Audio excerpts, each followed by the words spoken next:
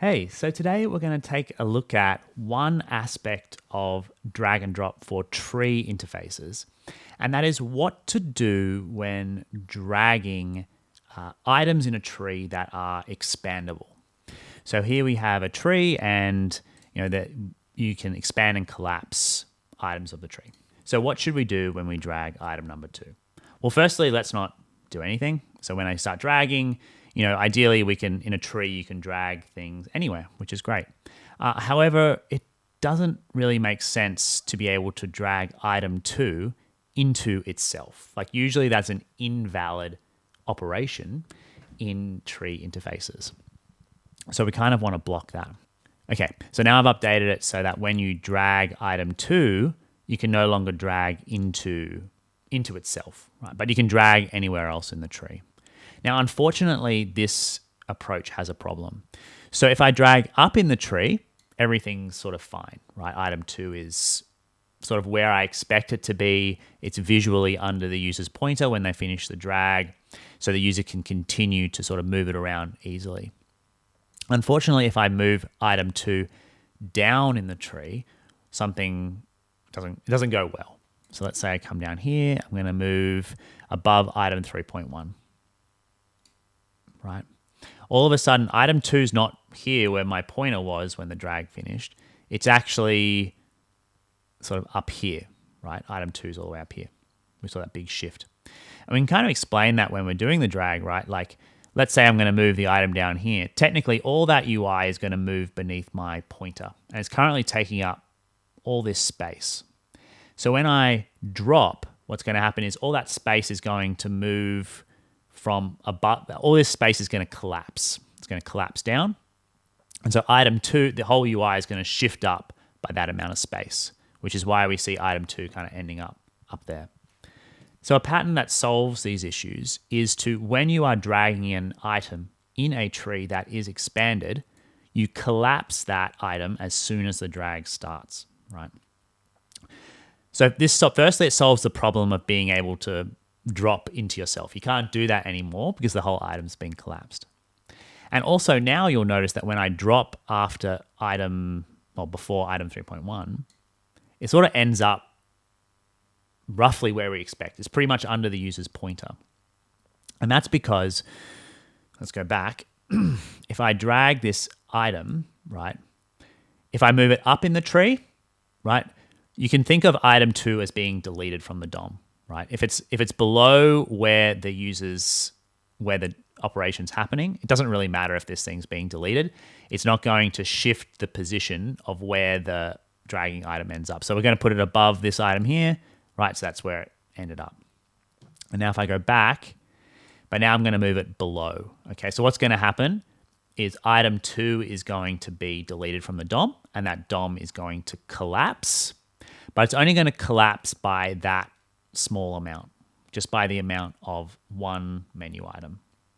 All right, so if I come here, you'll see that item 2 ended up pretty much exactly where we expected. So the only thing that's going to shift, like let's say I go down here, what will happen is it will basically be in the position of where 3.1.1 is, because that will effectively shift up 1 in the tree. This is really nice because it means that we can do lots of operations really quickly without having to, have to find this item again after the drag. Now, for completeness, let's have a look at an alternative strategy, which is that when you drag something in the tree, you collapse itself as well as its siblings. So what do I mean by that? So if I was to drag item 1, I would collapse item 1, but I'll also collapse item 2 and item 3. Okay, so let's have a look at what that looks like. So if I collapse item 1, now this is really interesting because now it is technically a little bit quicker to move after item 3, right? I can just move down a very small amount and I'm now after item 3. However, when I drop, you'll see that I effectively lose a lot of context about what was happening. So I'm going to do that. And now I've re-expanded the tree. Now, obviously you don't have to re-expand the tree, but this is just a way to sort of preserve what the tree was like before the operation started. And you can notice that even though I dropped here, item 1 is all the way down here. I've just, like, as a user, I've just sort of completely lost where this thing went. Also, let's say I'm going to drag item 1 now and drag it up, right? I'm now completely lost. The item, because so much stuff above it in the DOM has collapsed. Now my item 1 is sort of down here somewhere. This can be super problematic when this tree is really large and potentially even spanning, more than the viewport. You could start dragging only to find yourself like seeing a completely different picture of the world once the drag starts because so much of the DOM has collapsed. You can also get into some weird states where you'll say I'm going to drag this item 1.2. So I'm going to collapse the sibling 1.1. Now all this space in the DOM is going to disappear when the drag starts. And you can see that because that space has disappeared, now even though I started my drag up here, I actually ended up being over this item in the tree because so much space had collapsed above item 1.2. So I'll do that again.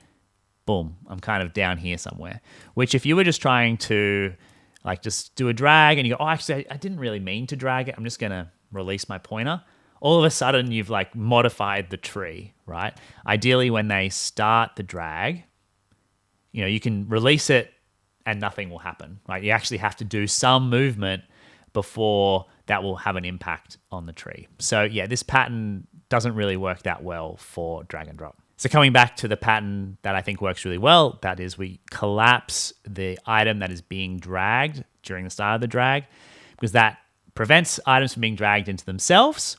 And it also gives a really pleasant experience when the drop happens because the dragging item ends up very close to under the user's pointer, right? So you can do multiple operations really quickly. I hope you found that interesting. If you have any thoughts, feel free to pop them in the comments, and I'll also put a link in the description to this example so that you can play with it as well. All right, bye.